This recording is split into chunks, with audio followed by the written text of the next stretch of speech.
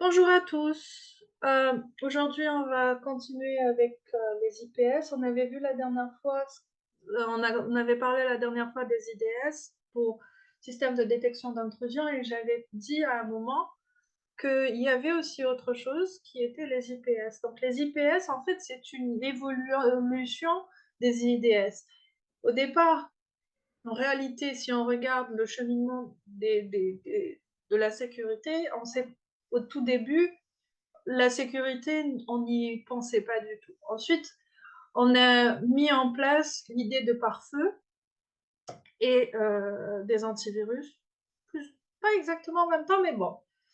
Euh, et quand on a vu que les pare-feux ne suffisaient pas, parce que ça réglait certains problèmes, oui, mais c'était pas assez, on s'est dit on va mettre en place ce qui s'appelle des IDS en plus. Les IDS permettaient de régler un certain problème. Quand il y a une intrusion, parce que le pare-feu, il permet soit d'autoriser, soit d'interdire le flux.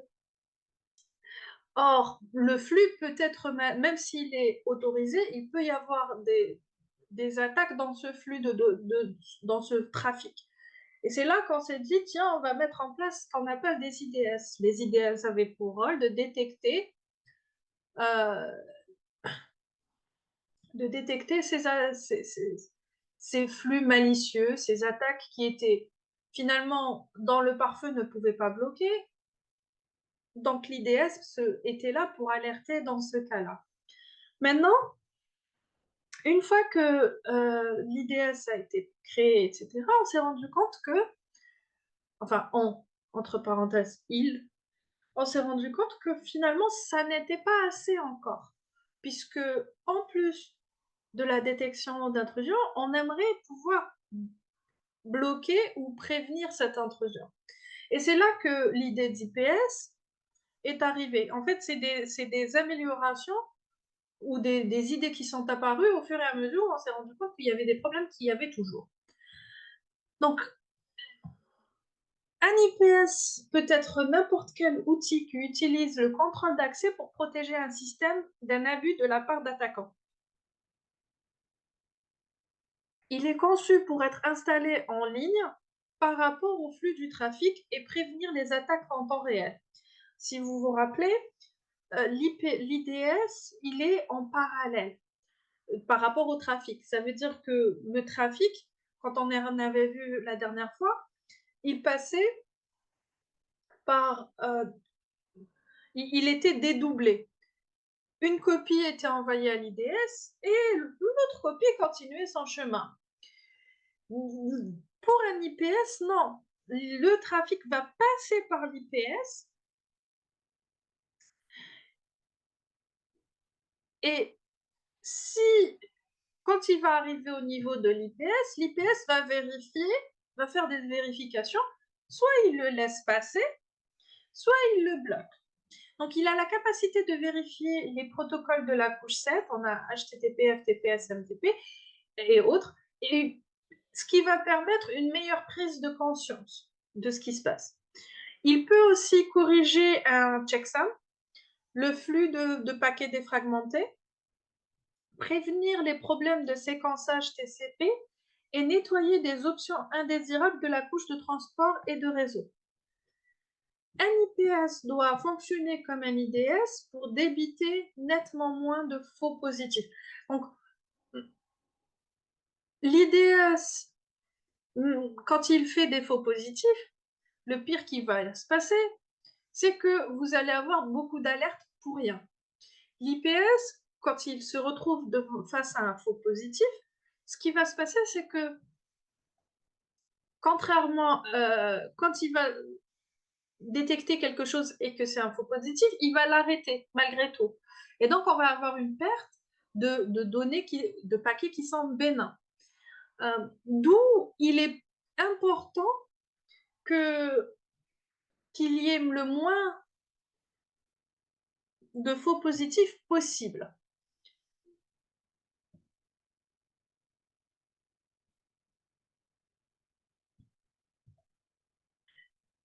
Donc, en général, on va pouvoir mettre un IPS en ligne. Donc, vous voyez comme quoi, finalement, le trafic va passer à travers l'IPS pour continuer. Et on va mettre cet IPS, on va choisir l'emplacement de l'IPS selon le désir qu'on a de protéger. Qu'est-ce qu'on veut protéger? Pourquoi on veut le protéger? Bien sûr, ce qu'on veut protéger, mais aussi le budget qu'on a, parce que c'est aussi quelque chose à prendre en compte. Et entre autres. Donc, si on met un IPS à l'entrée du réseau externe, on va avoir quoi? Il va protéger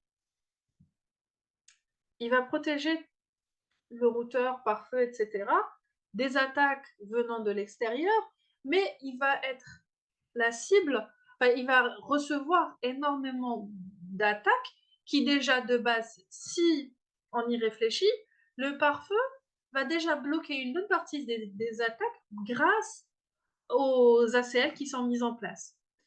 Donc, on peut le mettre avant, dans ce but-là, comme on peut se dire, je vais pas le mettre avant le pare-feu, je vais laisser le pare-feu en premier, un premier pare-feu au départ, et comme ça, le travail de l'IPS va être allégé, puisqu'il y aura moins de paquets qui vont traverser l'IPS, puisque une partie des paquets auront été déjà bloqués grâce aux ACL des pare-feux. Ensuite, ce que je peux dire, je peux mettre un IPS devant une DMZ, ce qui va permettre de protéger les serveurs de la DMZ, ou ça va les protéger, alors de qui? Ça va les protéger des attaques venant d'Internet, mais ça va aussi les protéger des attaques venant du réseau interne. N'oubliez pas que quand on parle d'attaques, les attaques, il peut y avoir autant d'attaques venant de l'extérieur que venant de l'intérieur. Ce qui veut dire que si dans notre étude de risque, enfin si dans une étude de risque on a mis en considération comme quoi les attaques venant de l'intérieur sont aussi prises en considération et qu'on doit y remédier, etc., etc., il est important de prendre ça en considération. Par contre, si dans notre étude de risque, enfin dans votre étude de risque, il y a eu l'idée que pour le moment, on accepte le risque des attaques venant de l'intérieur, du réseau interne, hein, de cette partie-là du réseau. À ce moment-là, qu'est-ce qu'on va dire? On va dire comme quoi comme j'ai dit, oui, si on accepte le risque, dans ce cas-là, on n'a pas besoin forcément d'un IPS à cet embranchement, mais si on avait un autre réseau, en fait, si votre réseau, il avait derrière le routeur pare-feu, il y avait juste une interface, on va mettre l'IPS, on va mettre l'IPS à cette interface-là, et puis après l'IPS, on va mettre un autre routeur ou pare-feu pour pouvoir, ou switch, pour avoir le reste du réseau avec la DMZ d'un côté. Normalement, on va avoir un autre routeur pour avoir la DMZ d'un côté et le réseau interne de l'autre. Donc là, on va se dire comme quoi, on va finalement protéger contre les attaques venant de l'extérieur, mais on ne va pas protéger contre les attaques venant de l'intérieur. Donc, bien sûr, quand on met un IPS ici, on protège les serveurs de la DMZ des attaques venant de l'extérieur, mais aussi, si un des serveurs qui est à l'intérieur a été malgré tout compromis, l'IPS va permettre de détecter les attaques venant de la DMZ vers ailleurs. Donc ça, c'est c'est aussi un moyen de protéger dans l'autre sens. Et quand on a ici, si on met un IPS là, ça veut dire qu'on va protéger toute cette partie du réseau des attaques qui pourraient venir de là ou d'Internet, et ainsi de suite. Donc la disposition de l'IPS va dépendre vraiment des risques qui sont considérés et auxquels on veut répondre.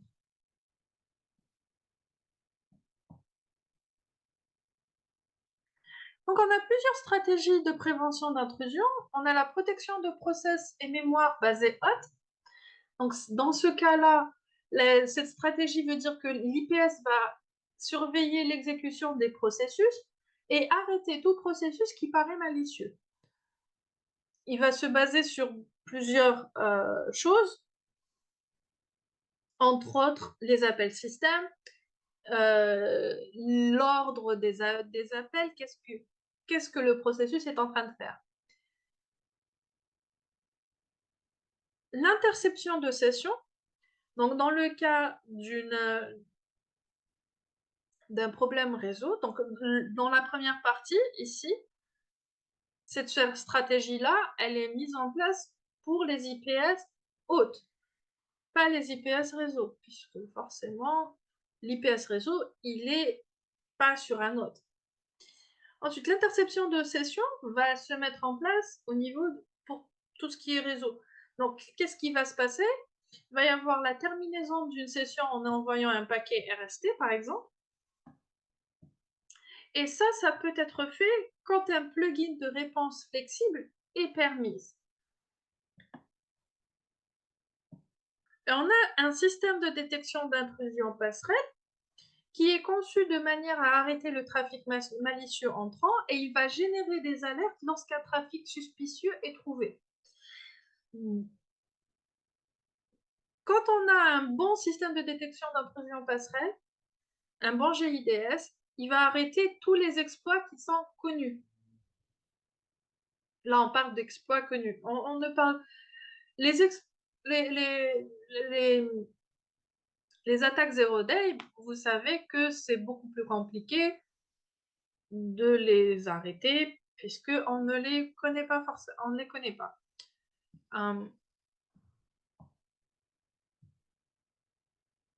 Maintenant, je vous ai dit comme quoi l'IPS, quand on a un IPS réseau, il va être en ligne. Il ne va pas être en parallèle. Et je vous avais dit comme quoi ça pouvait créer des problèmes quand on a des faux positifs. Donc, quand on a des faux positifs, il va pouvoir y avoir finalement interception de session. Alors, il risque d'y avoir un déni de, alors, un blocage de trafic légitime de 1. Le trafic est légitime, on a un faux positif. L'IPS a détecté le trafic comme étant une attaque, il le bloque. Mais c'était un trafic légitime. Il peut faire un déni de service à lui-même si un attaquant spoof l'adresse IP de l'IPS comme étant l'adresse source. Il pourrait, quand l'IPS va détecter le paquet, quand l'IPS va recevoir le paquet, qui va détecter l'attaque, il va voir l'adresse IP source, il risque de se bloquer lui-même et donc de se faire un déni de service à lui-même. Interception de session et identification d'IDS. Je vous avais dit que l'IPS, enfin, l'identification de l'IPS, pardon. Je vous avais dit comme quoi l'IPS, qu'est-ce qu'il faisait dans la slide précédente? Je vous ai dit comme quoi l'une des choses qu'il pouvait faire, c'est arrêter donc quand il reçoit un paquet, qu'il détecte comme quoi c'est une attaque, il peut arrêter le trafic et envoyer un RST ou un RST, il arrête le trafic. Et donc dans ce cas-là, l'attaquant pourrait très bien prendre les informations qui viennent de ce RST et pouvoir identifier l'IPS qui est responsable de cela. Et donc, s'il l'identifie, il peut plus facilement trouver des méthodes pour détourner l'IPS, pour détourner la sécurité de l'IPS. On a aussi les tentatives de blocage vaincues par l'exploit. En d'autres termes, parfois, il y a un délai entre le moment où l'IPS va se rendre compte comme quoi il y a un problème, comme quoi il y a une attaque, et le blocage. Et donc, il est possible que le blocage vienne après, que ce soit déjà un peu trop tard, en d'autres termes.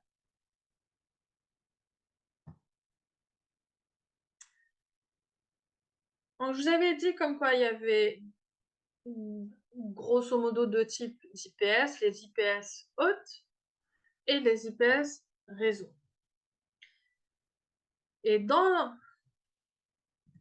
les IPS réseau, on peut encore les partager en d'autres types d'IPS. Donc, pour les IPS hôtes, l'IPS hôte va résider sur une adresse IP spécifique sur un ordinateur unique ou sur une machine unique. Il va complémenter les autres méthodes de sécurité comme les antivirus qui sont basés heuristiques ou basés empreintes. On va voir un peu, on verra les antivirus par la suite. Il travaille en imposant un ensemble de conventions software basiques ou ce qu'on appelle des ABI qui ne changent jamais. Tandis que l'IPS réseau, lui, ça peut être même chose, ça peut être une application, un logiciel ou un matériel qui va empêcher toute intrusion sur un réseau spécifique. Il va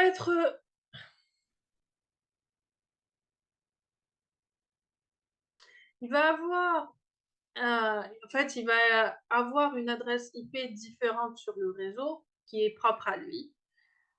Il est conçu pour analyser, détecter et signaler les événements relatifs à la sécurité, mais aussi à les bloquer.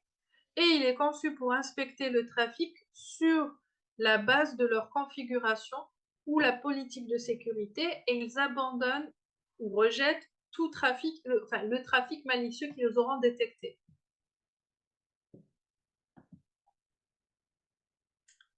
Donc, je vous ai dit, il y a deux types d'IPS réseau. Enfin, l'un va se baser sur l'inspection de contenu, tandis que l'autre va se baser sur des statistiques, grosso modo. On va voir ça un peu plus en détail. Alors, pour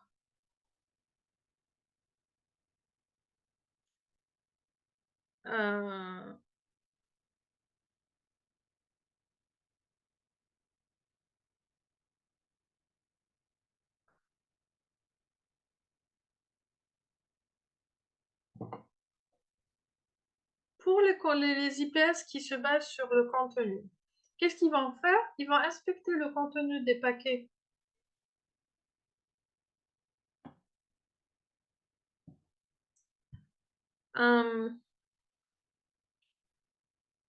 alors, on va avoir des raisons différentes de mettre un IPS ou un IDS. Ça va dépendre. Si je veux comme quoi, si il faut savoir comme quoi un IPS va ralentir le trafic par rapport à un IDS, puisque l'IDS il est en parallèle, il n'est pas en ligne. Ce qui veut dire que l'IDS ne va en aucun cas ralentir le trafic allant dans votre réseau. L'IPS, si. L'IPS, il a le problème qui se pose, c'est si il peut bloquer des contenus légitimes. L'IDS n'a pas cette capacité. Donc on peut se retrouver à avoir un déni de service à cause de l'IPS parce qu'il a bloqué quelque chose qui était légitime, parce qu'il a cru que c'était pas légitime, parce que la signature qui a été détectée était trop pas assez spécifique, trop générale, et ainsi de suite. L'IDS ne va pas avoir ces problèmes-là. On ne peut pas dire comme quoi. euh, on peut dire que selon le cas d'étude dans lequel vous êtes, vous allez choisir un IDS par rapport à un IPS ou un IPS par rapport à un IDS. C'est, c'est pas toujours, comment dire, c'est pas toujours, hum,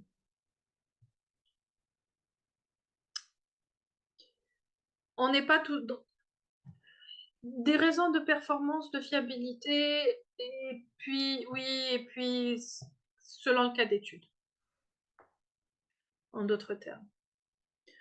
En général, c'est toujours une idée de qu'est-ce que j'ai besoin, qu'est-ce que je risque en mettant ça par rapport à ça, est-ce que j'accepte tel problème ou pas, et ainsi de suite.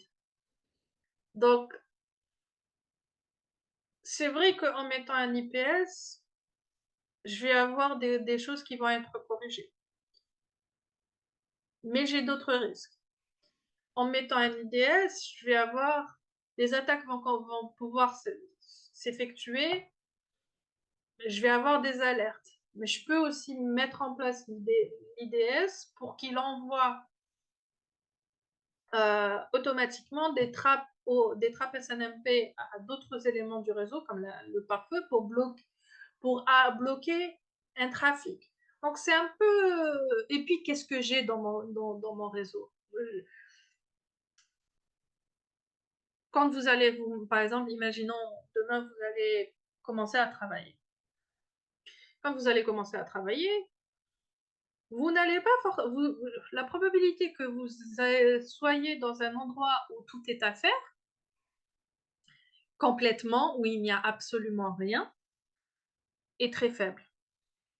Quand je dis absolument rien, je veux dire il n'y a pas de pare-feu, il n'y a rien, enfin il y a peut-être un routeur pare-feu, et puis c'est tout. Vous avez dans la majeure partie des cas, vous allez arriver, même en Algérie, vous pouvez, selon où vous allez travailler, ça dépend. Là, je vous dis, vous avez absolument rien. En Algérie, vous pouvez trouver des endroits où il y a, enfin, des entreprises où il n'y a pas grand-chose. Mais vous allez voir qu'est-ce qu'il y a déjà. Donc, des fois, et puis par rapport à ce qu'il y a, par rapport au budget que vous avez, vous n'êtes pas. On a, c'est pas toutes les entreprises qui ont la possibilité de mettre en place tout ce que vous voulez qui soit mis en place. Exemple, vous arrivez dans une entreprise, il n'y a pas de budget. Le seul budget que vous avez, c'est le seul budget qu'il y a, c'est votre salaire. Point. Ça ne veut pas dire que rien ne peut être fait avec ce que vous avez. Par exemple, si vous êtes dans une entreprise où vous allez avoir des machines Windows et des machines Linux, si on parle de Windows, qu'est-ce que vous pouvez mettre en place? Vous pouvez mettre en place Sysmon, qui est complètement gratuit, qui va finalement qui va permettre de faciliter, ouais, si on veut, de faciliter la gestion de logs. Donc c'est toujours dans la gestion de logs Windows et qui va vous permettre de voir les logs les plus de manière assez rapides, les logs les plus importants, entre guillemets. Ça ne veut pas dire que vous n'allez pas voir les autres types de logs. Vous allez mettre en place la journalisation si elle n'est pas déjà mise en place. Et ainsi de suite. Donc,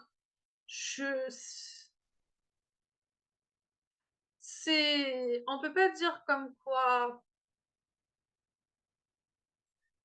et dans d'autres entreprises, vous allez arriver, vous allez trouver, bah, il y a déjà des IDS, il y a déjà des pare-feux, il y a déjà des antivirus, des choses qui sont mises en place, mais vous n'avez pas le budget pour mettre autre chose. Par contre, vous pouvez toujours améliorer ce qu'il y a à l'intérieur. Quand je dis améliorer, je veux dire améliorer la gestion de ce qui se peut, de ce qu'il y a, mettre en place euh, comment dire, des playbooks. Alors, le playbook, c'est quoi? C'est un ensemble de procédures de haut niveau, relativement haut niveau, qui vont vous permettre de dire, bah, si on détecte ça, qu'est-ce que je vais faire?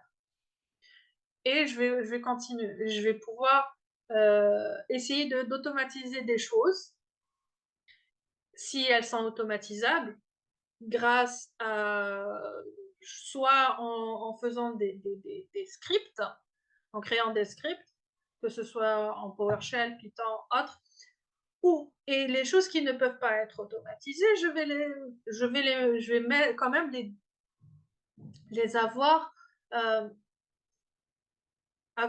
une notion des étapes plutôt, une notion des étapes qui soit bien claire sur ce que je dois faire, ce que la personne va devoir faire quand elle va se retrouver devant cette, cette alerte, par exemple.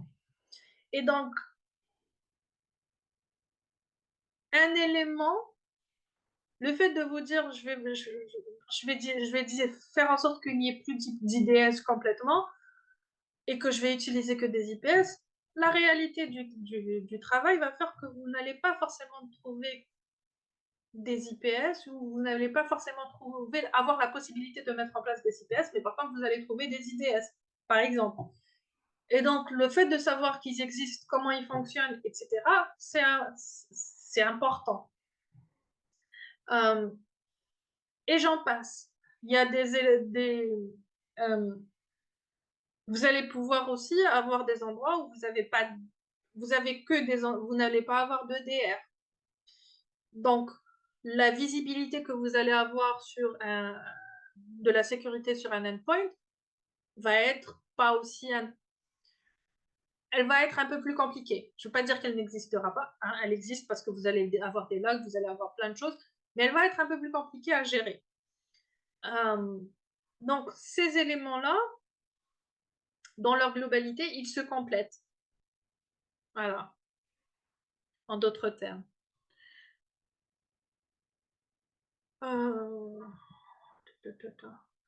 Donc, le CIPS va détecter et prévenir les attaques causées par une infection ou par une attaque en général.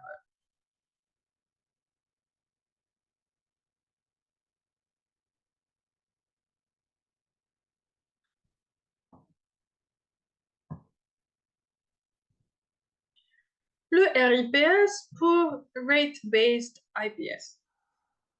C, c'était pour content, au cas où vous n'auriez pas compris.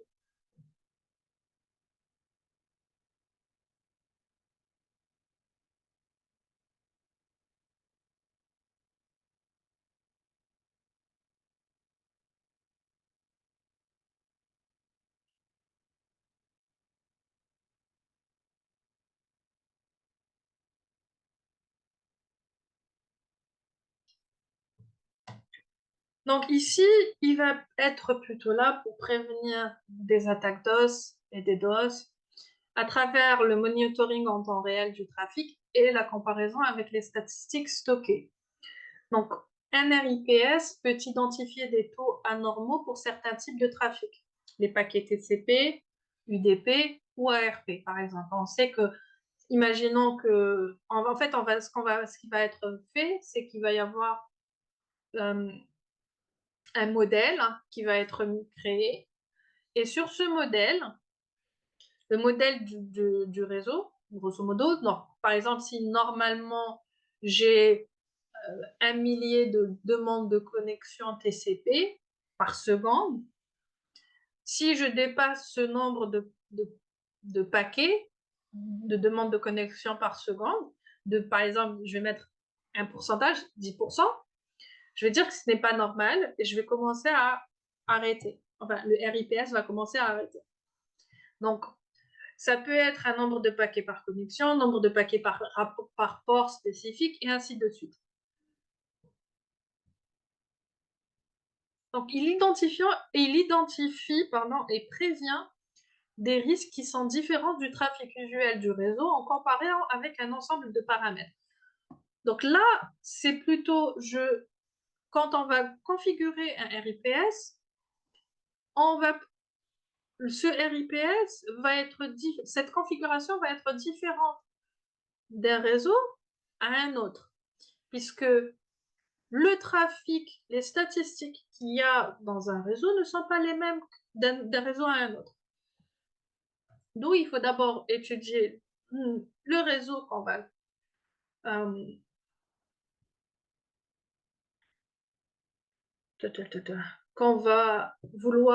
sur lequel on va vouloir mettre en place, et ensuite le configurer.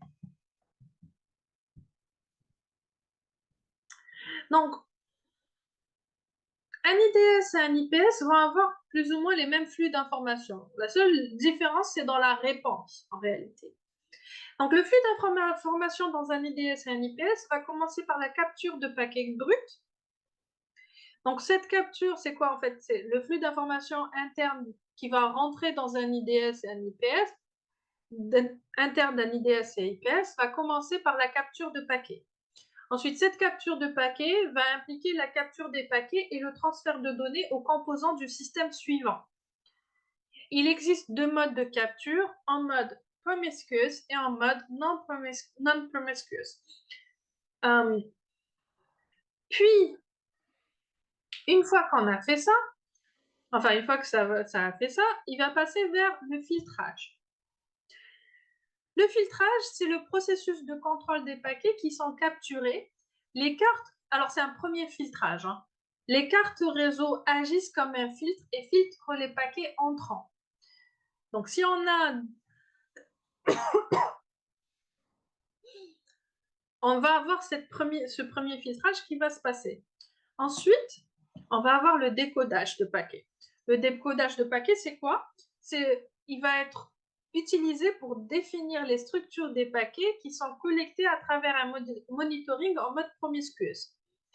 Vous allez avoir un peu une vue globale de ça quand on va voir la configuration, quand on va passer à la configuration de Snort en TP et le fichier de configuration, vous allez voir qu'il y a des choses qui vont essayer de décoder les paquets entrants, des préprocesseurs. On a ensuite le stockage. Alors, le stockage, qu'est-ce qui va...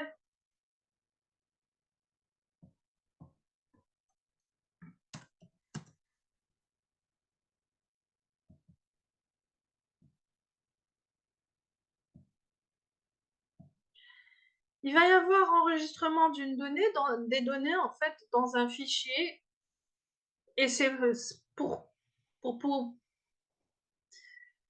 permettre de les analyser par la suite, par exemple.